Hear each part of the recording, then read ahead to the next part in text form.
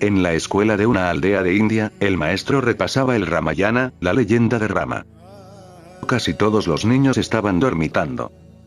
No es de extrañar que los niños se queden dormidos mientras escuchan historias que han oído miles de veces. Incluso los adultos se amodoran en tales ocasiones. Una historia que se ha contado tantas veces pierde el interés, nadie presta atención. El maestro lo recitaba todo mecánicamente, sin ni siquiera mirar el libro que tenía ante él. Se lo sabía de memoria. Incluso cualquiera que hubiera entrado de repente en la clase se habría dado cuenta de que era como si estuviera dando clase dormido. Relataba los episodios como un loro, sin apenas ser consciente de lo que decía. De repente se produjo un revuelo en clase. Había llegado el inspector del Ministerio de Educación. Entró en la clase, los alumnos empezaron a prestar atención y el maestro a leer en voz alta con más cuidado. El inspector dijo: "Me alegro de que esté enseñando la leyenda del Ramayana. Me gustaría preguntarles algunas cosas a los niños sobre ese relato". Dando por supuesto que los niños recordaban las historias de destrucción, luchas y demás, hizo una pregunta muy sencilla. A ver, niños. ¿Quién rompió el arco de Shiva? Un niño alzó la mano, se levantó y dijo: "De verdad, señor, yo no he sido. He estado fuera 15 días, y no sé quién lo rompió. Quiero dejarlo bien claro, porque siempre que se rompe o se estropea algo en esta escuela me echan la culpa a mí". El inspector se quedó pasmado. No se le había ocurrido que nadie pudiera contestar semejante cosa. Se volvió hacia el maestro, que estaba a punto de descargar el bastón sobre el niño, y le oyó decir: "Desde luego que este granuja es el culpable. Es el peor de todos". Y se dirigió, bramando, al niño: "Si no lo hiciste tú, ¿por qué te has levantado para decir que no lo hiciste?". Y al inspector: "No se deje engañar por la criatura. Él es responsable del 99% de las cosas que se rompen y se estropean en esta escuela". El inspector no fue capaz de pronunciar palabra ante lo que veía. Dio media vuelta, salió de la clase, fue al despacho del director, le contó la historia y le preguntó qué pensaba hacer. El director le rogó que no ahondara en el asunto. Le explicó que en los tiempos que corrían era peligroso decirle nada a los alumnos. "Quienquiera que haya roto el arco, por favor, es mejor dejarlo", le dijo. Llevamos 2 meses de tranquilidad en la escuela. Los alumnos llevaban años rompiendo cosas, quemando muebles y estropeando el edificio de la escuela. Lo mejor es callarse. Si les decimos algo, solo servirá para crear problemas. Podría haber una huelga, incluso una huelga de hambre y que alguien muriera. El inspector se quedó estupefacto. No daba crédito a lo que estaba pasando.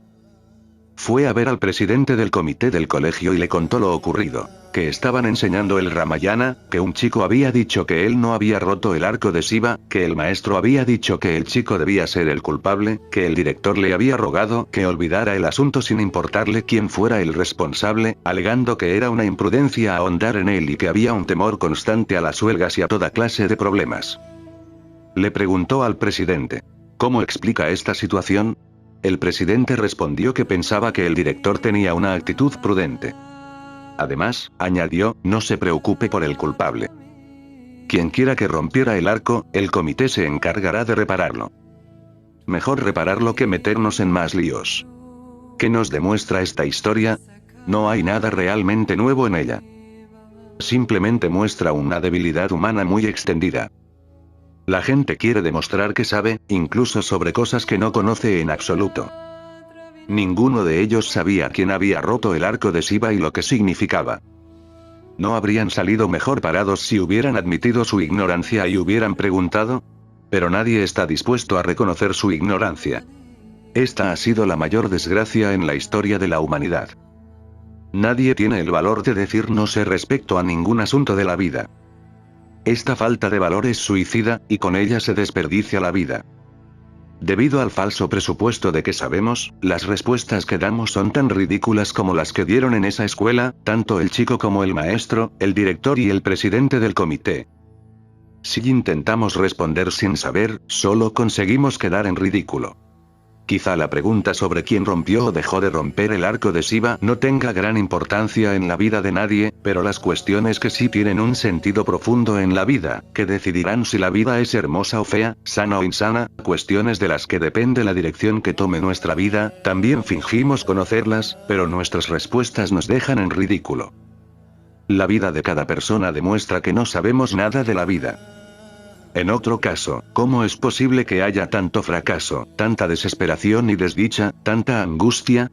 Eso es exactamente lo que me gustaría decir sobre el sexo, que no sabemos nada sobre él. Quizá os extrañe. Diréis, es posible que no sepamos nada sobre Dios, sobre el alma, pero como no vamos a saber nada sobre el sexo, ahí está la prueba. Tenemos esposa o esposo, hijos, y sin embargo, dices que no sabemos nada sobre el sexo. Pero quisiera deciros, aunque tal vez os resulte muy difícil aceptarlo, que podéis haber vivido la experiencia del sexo, pero no sabéis más sobre él que un niño pequeño. No mucho más. Vivir algo no es suficiente para conocerlo. Una persona puede haber conducido un coche durante 1500 kilómetros, pero eso no significa que sepa nada del mecanismo, sobre el motor y su funcionamiento. Esa persona podría burlarse de lo que digo, argumentando que ha conducido 1500 kilómetros, pero yo seguiré insistiendo en que no sabe nada sobre el coche. Conducir un coche es algo superficial. Comprender su mecanismo interno, algo completamente distinto. Se aprieta un interruptor y la electricidad enciende la bombilla. Podríamos decir que conocemos la electricidad porque podemos encender o apagar la luz a voluntad, algo que hemos hecho miles de veces. Pero eso es una tontería, porque hasta un niño puede apretar un interruptor, algo que no requiere saber acerca de electricidad. Cualquiera puede tener hijos. Eso no guarda ninguna relación con comprender el sexo. Cualquiera puede casarse. Los animales procrean, pero no existe razón alguna para caer en el engaño de que saben lo que es el sexo. Lo cierto es que no se ha estudiado el sexo científicamente. No ha llegado a desarrollarse de verdad una filosofía o una ciencia del sexo, porque todo el mundo cree que ya lo sabe todo.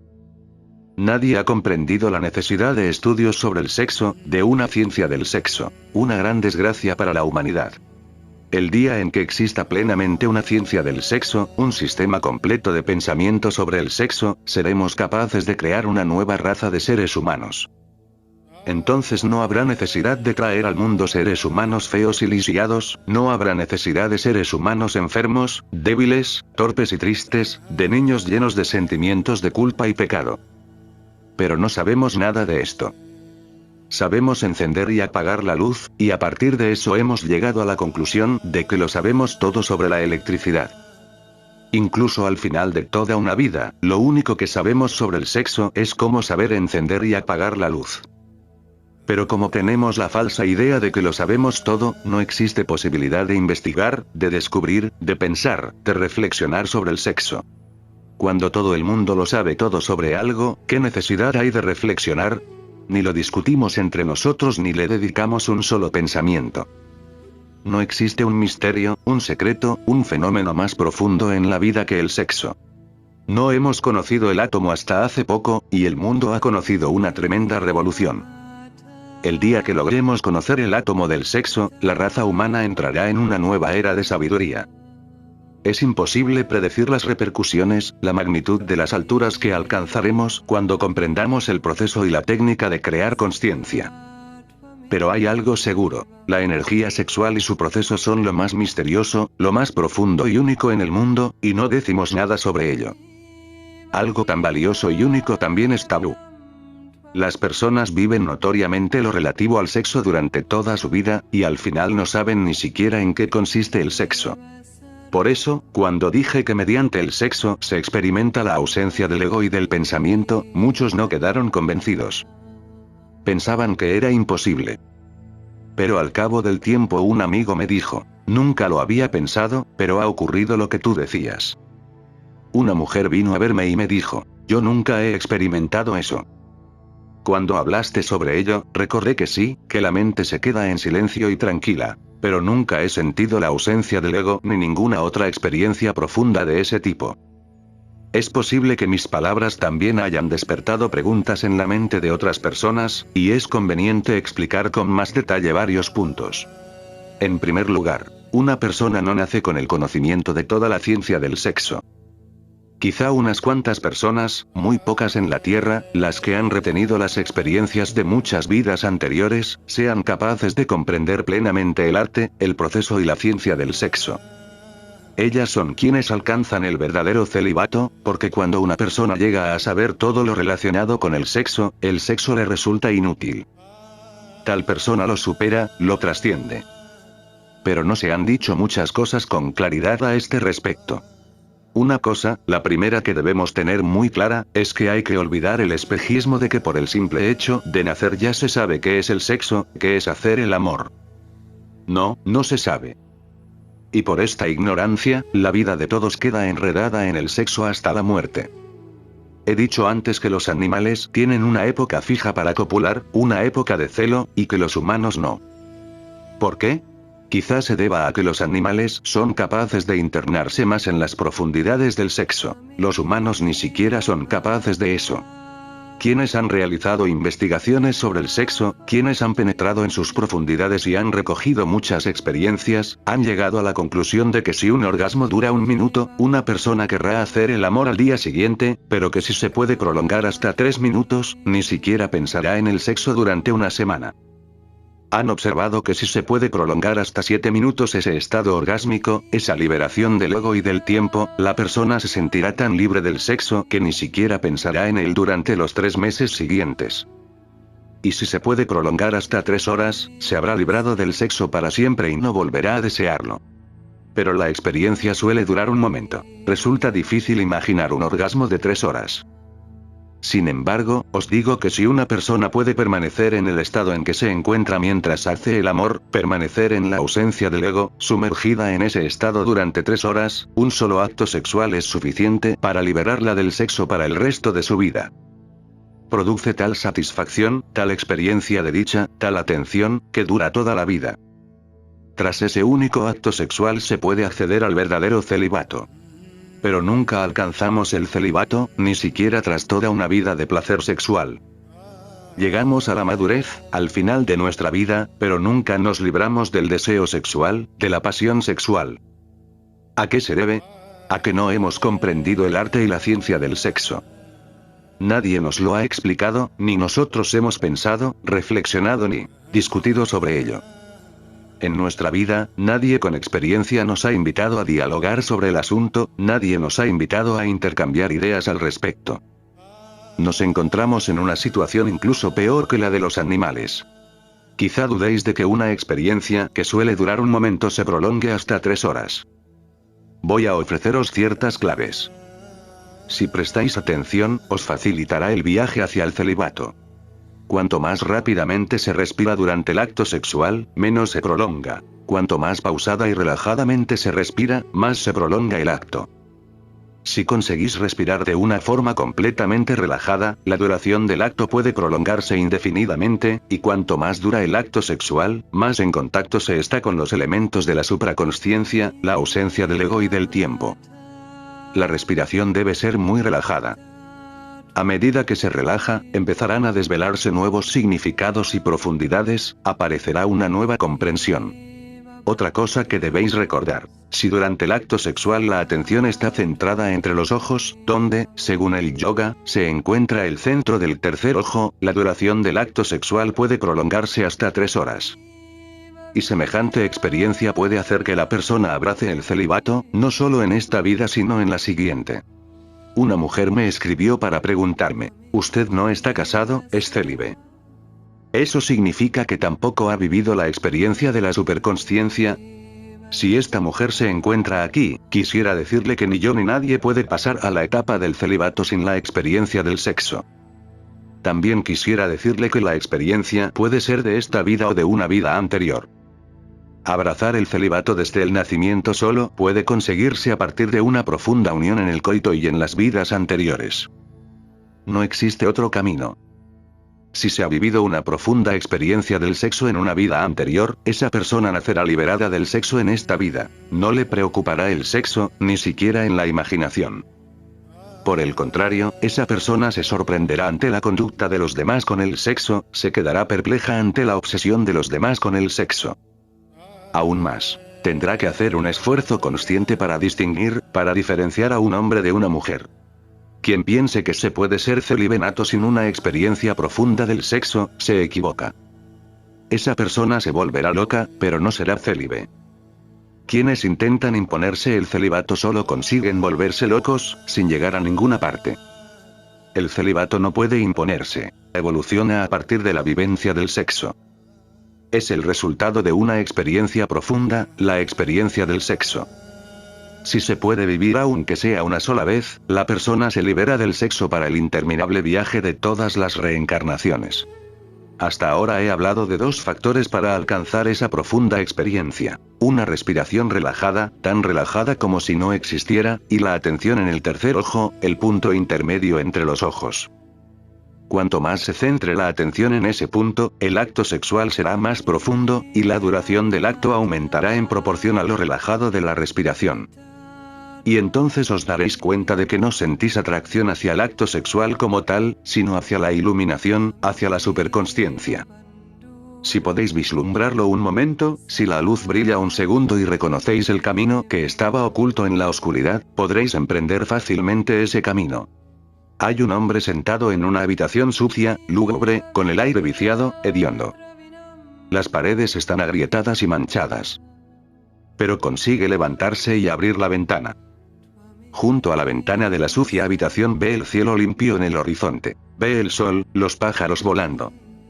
Ese hombre, que de repente ha entrado en contacto con la inmensidad del cielo, el sol y la luna, el vuelo de los pájaros, el balanceo de las ramas de los árboles y el perfume de las flores, no querrá quedarse mucho tiempo en la habitación sucia y oscura.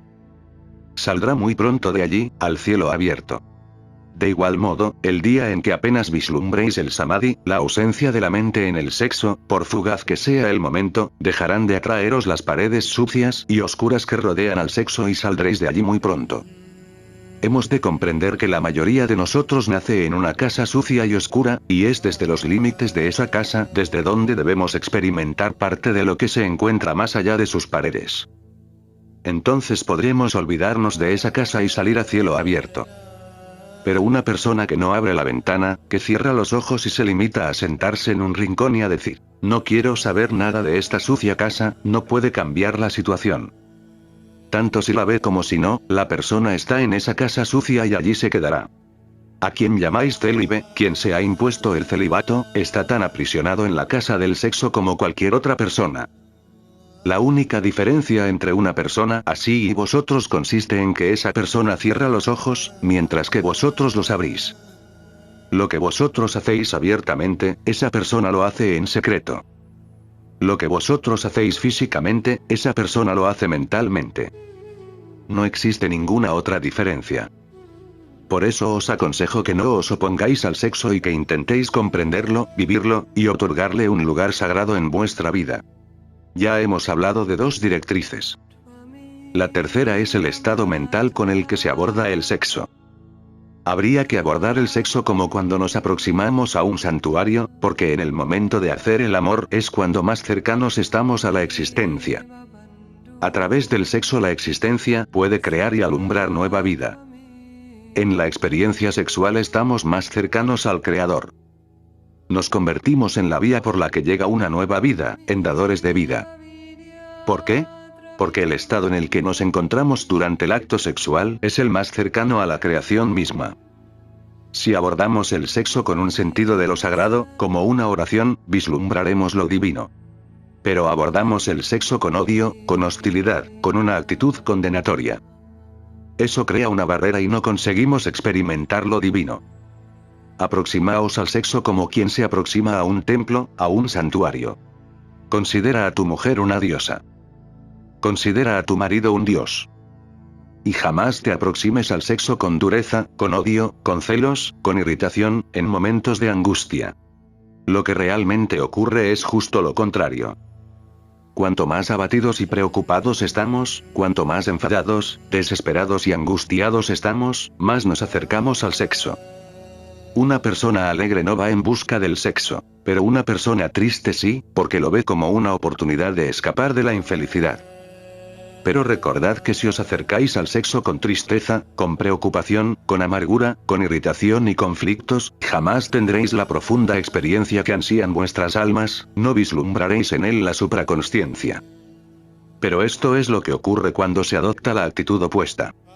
Os ruego que os aproximéis al sexo únicamente cuando os sintáis dichosos, cariñosos, cuando estéis alegres, cuando tengáis el ánimo dispuesto a la oración, cuando sintáis el corazón lleno de alegría, paz y gratitud. Solo la persona que se aproxima al sexo con esta actitud puede alcanzar la superconsciencia, el samadhi. Si alcanzáis incluso una sola vez un rayo de samadhi, os libraréis del sexo para siempre y emprenderéis el camino de la superconsciencia. El encuentro, la unión de una mujer y un hombre, posee un significado profundo. En la unión de una mujer y un hombre el ego se destruye por primera vez y se encuentran realmente las dos personas. El niño que abandona el seno materno sufre, es como el árbol arrancado de la tierra. Todo su ser anhela reencontrarse con la tierra, su relación con ella era su vida, su alimento, su vitalidad. Lo han arrancado y anhela volver, porque le han privado de su contacto. Al nacer, al niño lo separan de sus raíces. Es como si lo arrancaran, lo separaran de la vida, de la existencia. El único anhelo, el único deseo del niño es reencontrarse con la vida, con la existencia. A ese deseo lo llamamos sed de amor. ¿A qué más nos referimos cuando hablamos de amor? Todo el mundo desea amar y ser amado. ¿Qué significa el amor? Significa lo siguiente: me he quedado aislado, desconectado, y deseo reencontrarme con la vida. Y una de las experiencias más profundas de ese reencuentro tiene lugar entre una mujer y un hombre durante el acto sexual. El sexo es la primera experiencia de ese encuentro. Quien comprenda esta experiencia del encuentro en el sentido de la sed de amor, del deseo de reunificación con la vida misma, con la existencia misma, pronto llegará a otra experiencia. Quienes meditan, el buscador espiritual, el místico, el iluminado, se unen, y también el hombre o la mujer que se aproximan al sexo. En el acto sexual se unen dos individuos. Un individuo se une con otro y se hace uno. En el samadhi, la iluminación, un individuo se une con el todo y se vuelve uno con él. El acto sexual es el encuentro de dos individuos. La iluminación, el encuentro de un individuo con el todo, con el infinito. Naturalmente, un encuentro entre dos individuos solo puede ser momentáneo, pero el encuentro de un individuo con el todo dura eternamente. Dos individuos son seres finitos, y por tanto su unión no puede ser infinita, no puede durar para siempre. Y en eso consiste el dolor, el sufrimiento de todo matrimonio, de todo amor, en que no podemos unirnos para siempre con esa persona. Nos unimos unos momentos, pero volvemos a distanciarnos y se abre el vacío. La distancia produce dolor, y por eso los amantes se encuentran en un estado continuo de desesperación. Poco a poco empieza a parecer que la pareja está creando esa distancia, y también empiezan a surgir la irritación y el enfado con el otro. Pero quienes lo comprenden, saben que dos personas son fundamentalmente dos individuos distintos. Pueden propiciar un encuentro momentáneo pero no pueden encontrarse eternamente. Este es el dolor que produce el constante conflicto entre los amantes, lo que inicia la lucha con la persona amada. Empiezan a surgir la tensión, el conflicto, la sensación de aversión, porque parece que el amado no quiere fundirse y por eso la fusión no llega a completarse. Pero no se puede culpar a ningún individuo por eso. Dos individuos no pueden encontrarse en el nivel del para siempre. Los amantes solo pueden fundirse unos momentos. Como el individuo es limitado, la fusión de los individuos también es limitada. Solo puede darse la fusión eterna con lo divino, con la existencia total. Quienes se introducen en las profundidades del sexo llegan a sentir que si un momento de fusión puede proporcionar tal dicha, lo que puede alcanzarse en la fusión eterna no tiene límite. Si la fusión de un momento proporciona una experiencia tan increíble, ¿qué no será posible, y aún más increíble, con la experiencia de fundirse con lo eterno? Es como sentarse ante una vela encendida e imaginarse cuántas velas igualarían a la luz del sol. La comparación no tiene sentido.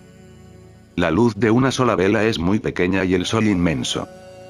Aunque se encuentra a unos 150 millones de kilómetros de nosotros, nos da calor, nos quema. Entonces, ¿cómo vamos a calcular la diferencia entre la luz de una vela y la del sol? Pero sí es posible medir la luz del sol comparándola con la de una vela, por difícil que sea, porque la vela y el sol son finitos. La cifra puede parecer inconcebible, pero la comparación es posible. Sin embargo, resulta imposible medir la diferencia entre la dicha del orgasmo y la dicha del samadhi. El sexo es la fusión de dos individuos minúsculos, una fusión momentánea. El samadhi, la superconsciencia, es la fusión de una gota de agua con un océano ilimitado. No existe forma de compararlos, ni unidad para medir la magnitud de esta unión con el todo. De modo que cuando se ha logrado esto, ¿qué acto sexual, qué deseo puede haber? Cuando se ha alcanzado tal infinitud, ¿quién pensará en un placer pasajero? En esta etapa, ese placer parece un sufrimiento, ese placer parece una locura. A partir de ahí, ese placer parece una pérdida de energía, y el celibato surge espontáneamente en la persona que ha logrado tal cosa. Pero existe un puente, un camino entre el sexo y la superconsciencia. La superconsciencia es el último peldaño, a la altura del cielo, de la misma escalera cuyo primer peldaño es el sexo. Quienes se vuelven contra el primer peldaño de la escalera jamás avanzarán. Quienes reniegan del primer peldaño de la escalera jamás llegarán al segundo. Hay que pisar el primer peldaño conscientemente, con comprensión y atención. No se trata de quedarse en ese peldaño, sino de poner los pies en él y rebasarlo.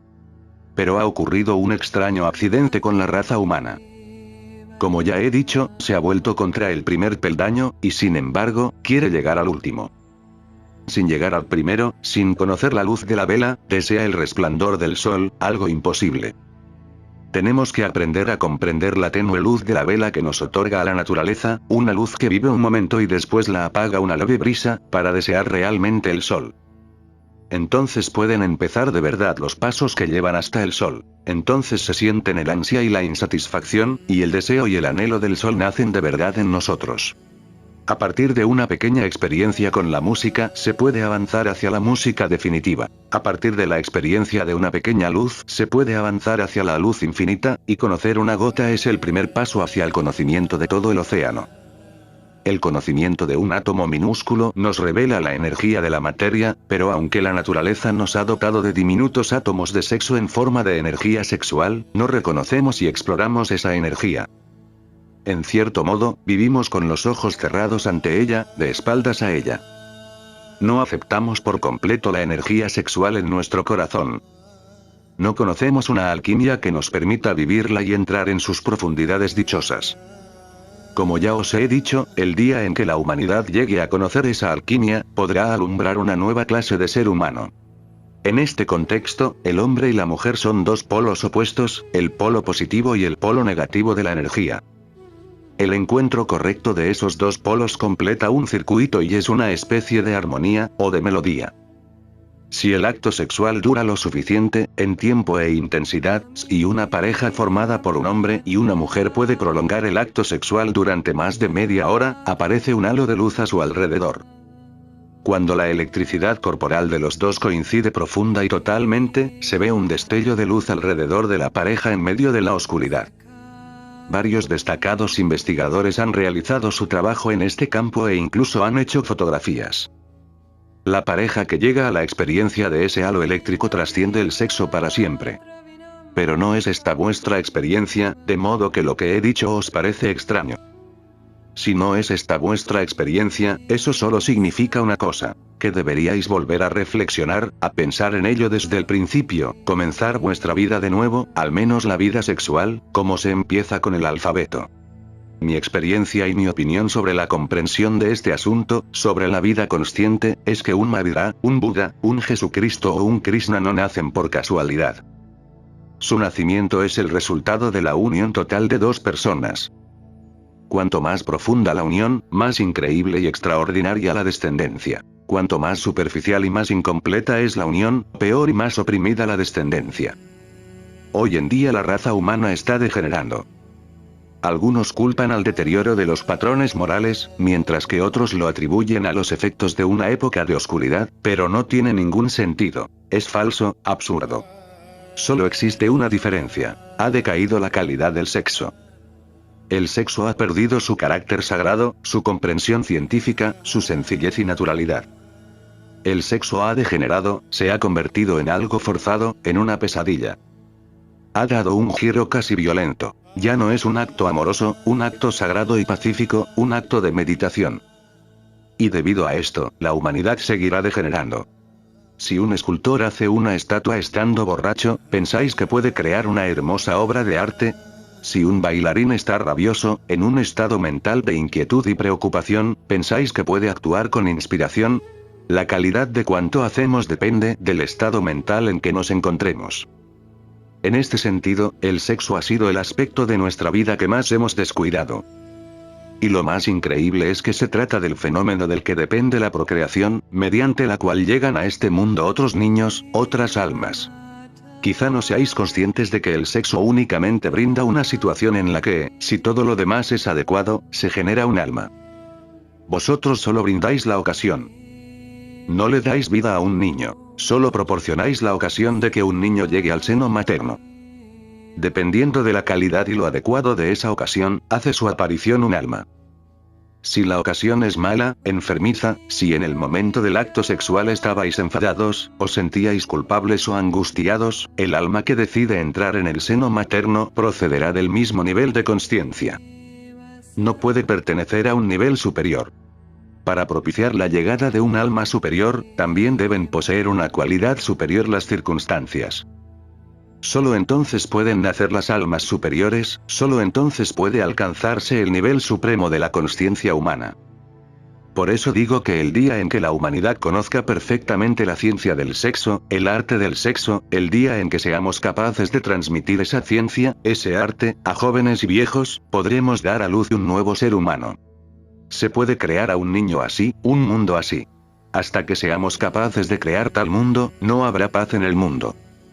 Hasta entonces no cesarán las guerras y el odio. Hasta entonces no se podrán erradicar la inmoralidad, la corrupción, el libertinaje y la oscuridad reinantes.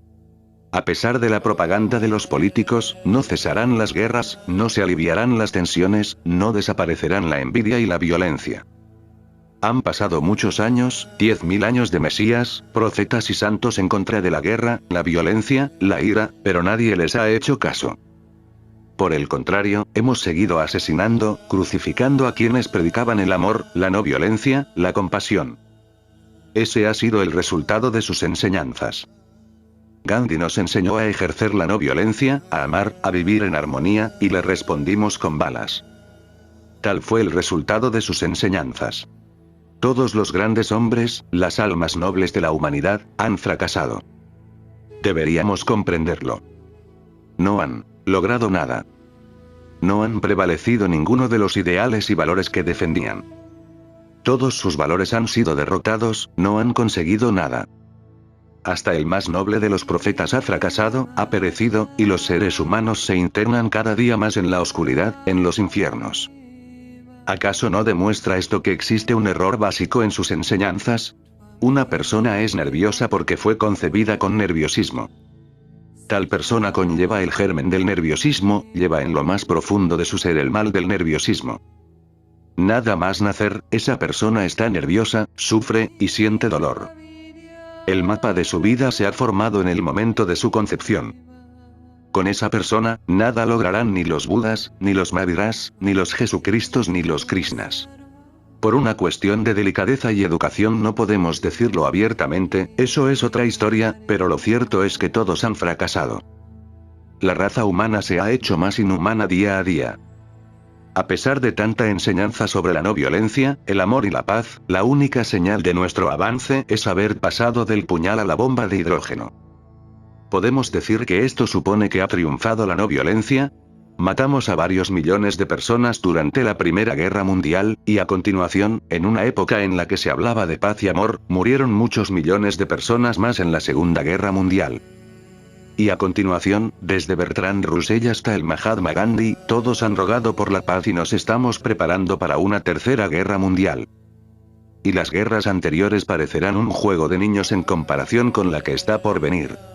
Un día, le preguntaron a Einstein qué podría ocurrir si se desencadenaba la Tercera Guerra Mundial. Einstein contestó que no podía decir nada sobre una Tercera Guerra Mundial, pero que podía predecir algo sobre la Cuarta. Perplejo, el entrevistador le preguntó que si no podía decir nada sobre la Tercera Guerra Mundial, ¿cómo era capaz de predecir la Cuarta? Einstein replicó que sobre la Cuarta Guerra Mundial había algo indudable, que no se produciría porque no existía posibilidad alguna de que ni una sola persona sobreviviera. Este es el fruto de la moral y las enseñanzas religiosas de la humanidad. La causa fundamental es otra. A menos que logremos una comprensión y una armonía profundas en el acto sexual, a menos que lo hagamos espiritual, una puerta hacia la superconsciencia, no podrá existir una humanidad mejor.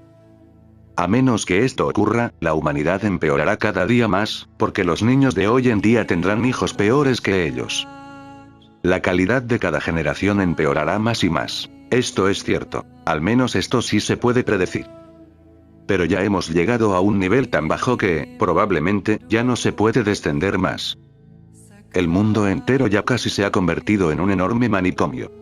Un día, sentaos en un rincón tranquilo y considerad vuestro propio estado. Os sorprenderá comprobar cuánta locura se oculta en vuestro interior. En cierto modo la reprimís y la mantenéis bajo control, pero eso es distinto. Con un ligero empujón cualquier persona enloquecerá fácilmente. Es muy probable que dentro de 100 años el mundo entero se convierta en un gigantesco manicomio. Por un lado, habrá muchas ventajas. No harán falta tratamientos para la demencia. No se necesitarán psiquiatras para tratar a los neuróticos. Nadie notará que hay locos, porque el primer síntoma de un loco es no darse cuenta de que lo está. Esta enfermedad siempre aumenta. Este mal, esta enfermedad mental, esta angustia y oscuridad mental siempre crece. A menos que el sexo adquiera una dimensión espiritual, una categoría espiritual, no nacerá una nueva humanidad. El alma humana ansía escalar cimas, elevarse hasta el cielo, iluminarse como la luna y las estrellas, abrirse como las flores. El alma humana clama por la música, por la danza.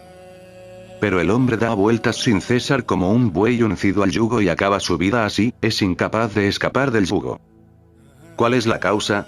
Existe una sola causa. El actual proceso de procreación es absurdo, una locura. Por eso no hemos sido capaces de convertir el sexo en una puerta hacia la superconsciencia. La sexualidad humana puede convertirse en una puerta hacia la superconsciencia. Durante estos últimos días solo he hablado sobre esta gran verdad. Voy a repetir uno de los puntos y con ello daré por terminada la charla de hoy. Las personas que rehuyen las verdades de la vida son enemigos de la humanidad. Alguien que te dice, no hables nunca del sexo es enemigo de la humanidad. Son enemigos que no han permitido a las personas pensar sobre ello, reflexionar sobre ello. Si no, ¿cómo es posible que aún no hayamos adoptado una actitud científica ante el sexo? Quien dice que el sexo no guarda relación con la religiosidad se equivoca de medio a medio, porque la energía sexual transformada y sublimada es el nódulo del sentimiento religioso. La energía sexual ascendente nos lleva a unos terrenos desconocidos, donde no existen ni la muerte ni el dolor, donde solo existe la dicha. Pero ¿dónde está esa energía? ¿Quién tiene esa energía que le lleva a la verdad, la consciencia, la felicidad? Hemos desperdiciado esa energía. Somos como cubos con agujeros en el fondo, e intentamos coger agua del pozo con esos cubos. Oímos el chapoteo cuando el cubo llega al agua del pozo, el ruido del cubo al llenarse, y mientras sube, el ruido del agua que se escapa, que nos indica claramente que hay agua en el cubo. Pero cuando llega hasta nosotros no queda agua en él. Se ha escapado toda, y acabamos con el cubo vacío. Somos como barcas con agujeros en el fondo. Remamos pero nos hundimos. Nuestras barcas no llegan a la orilla, nos arrastran hacia la corriente y nos destruyen. Esos agujeros existen porque el flujo de la energía sexual se desvía por donde no debe. Y los responsables de esas desviaciones no son quienes producen y promocionan fotografías de desnudos, escriben libros obscenos y hacen películas pornográficas. La responsabilidad de la perversión de la energía sexual de los seres humanos recae en quienes ponen barreras a la comprensión de la verdad del sexo. Por esas personas hay demanda de fotografías de desnudos, por esas se venden libros pornográficos, por esas se hacen películas con desnudos, se inventan clubes extraños y aparecen sin cesar nuevas perversiones absurdas. ¿Y todo debido a quién? A quienes llamamos santos, hombres santos. Han creado el mercado para todo eso. Si miráis en las profundidades de vuestro ser, veréis que son ellos las verdaderas agencias de publicidad de la pornografía. Terminaré la charla de hoy con un cuento. Un sacerdote se dirigía a su iglesia. Aún le quedaba cierta distancia e iba corriendo para llegar a tiempo. Al atravesar un sembrado, vio a un hombre herido, tendido en una zanja cercana. Del pecho del hombre sobresalía un cuchillo, y sangraba. El sacerdote pensó en incorporar al hombre y asistirle, pero reflexionó y se dio cuenta de que llegaría tarde a la iglesia. Había elegido el tema del amor para el sermón de aquel día. Había decidido ampliar la famosa máxima de Jesucristo, Dios es amor. Mientras corría hacia la iglesia iba preparando mentalmente los comentarios. Pero el herido abrió los ojos y gritó: «Padre, sé que va a la iglesia a dar un sermón sobre el amor. Yo también pensaba ir, pero unos bandidos me han apuñalado y me han tirado aquí. Si sobrevivo, le contaré a la gente que un ser humano estaba moribundo, tirado en la carretera, y que en lugar de salvarlo, usted salió corriendo para pronunciar el sermón sobre el amor. No me abandone, piénseselo bien». Aquellas palabras preocuparon al sacerdote. Comprendió que si aquel hombre sobrevivía y hablaba sobre lo ocurrido, los del pueblo dirían que sus sermones eran pura farsa. No le preocupaba el moribundo, sino la opinión pública, de modo que se acercó al hombre de mala gana. Al aproximarse vio su cara con más claridad. Le resultaba conocida. Dijo: «Me parece que le he visto antes». «Seguro que sí», respondió el herido.